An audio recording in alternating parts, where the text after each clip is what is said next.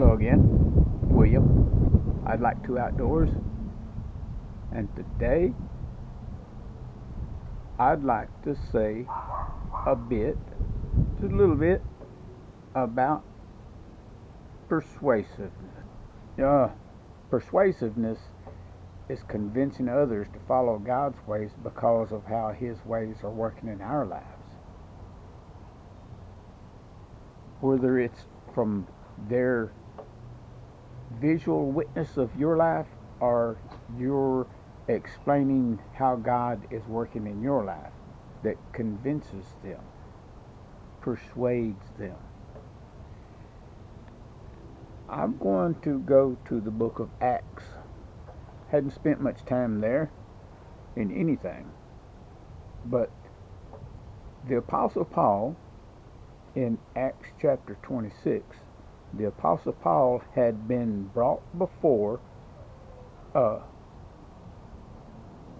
King Agrippa by Festus. Festus was a governor, and Paul was allowed to speak for himself. Agrippa told him, said, "You can speak in your own defense," beginning with verse 1 in chapter 26. And then Paul starts telling how God had been working in his life and how he had been going around and seeking to convince people to follow Christ because of how He works in your lives, how He cleans up your lives. And anyway, we're talking about persuasiveness. Well,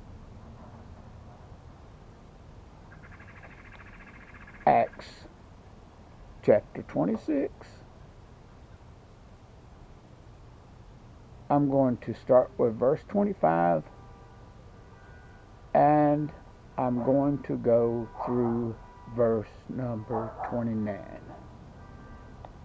Some of it doesn't have much to do with persuasiveness, but it's sort of a combined passage there, and it all goes together, like the whole chapter goes with it, but it's a very long chapter. We're just going to do verses 25 through 29. But Paul replied. He had just been accused of being insane by Festus. Paul replied, "I am not insane, most excellent Festus. What I am saying is the sober truth. And King Agrippa knows about these things. I speak boldly, for I am sure these events are all familiar to him, for they were not done in a corner. King Agrippa, do you believe the prophets?" "I know you do." Agrippa interrupted him. "Do you think you can persuade me to become a Christian so quickly?" See, he caught on. Paul was trying to persuade him to become a Christian.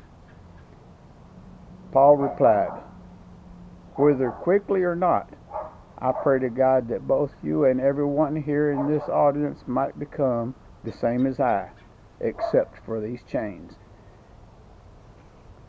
Paul is like all of us should be, convincing others to become followers of Jesus Christ by the life we live and the words we speak. Now let's go to another passage. Let's go to 1 Peter chapter 1, verses 11 and 12.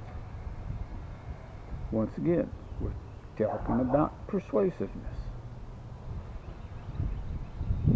Peter said, beginning with verse 11, "Dear friends, I warn you as temporary residents and foreigners to keep away from worldly desires that wage war against your very souls.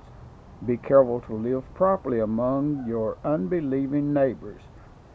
Then, even if they accuse you of doing wrong, they will see your honorable behavior, and they will give honor to God when He judges the world."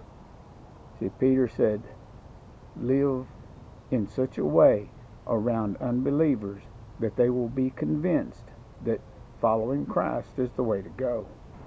So, when it comes to convincing, persuading others to follow Christ, our lives' example will speak louder than our words. It's just as easy to live a life that persuades others against Christ as it is to live a life that will persuade unbelievers for Christ. So, living in the world such as it is today, we have to be careful. The writer of Hebrews, chapter 2. So we must listen very carefully to the truth we have heard, or we may drift away from it.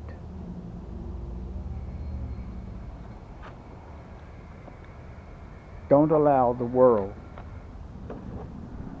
to convince you to drift away from Christ. You convince the world to drift away from their ways and follow Christ. So join me again next time for another Word on Wednesday. May the Lord bless and keep you.